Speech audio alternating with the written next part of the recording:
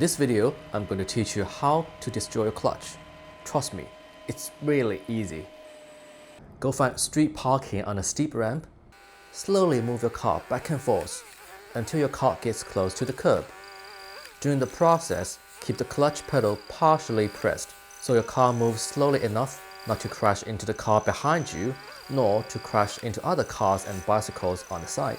As the clutch plate slips against the flywheel, heat starts to build up quickly.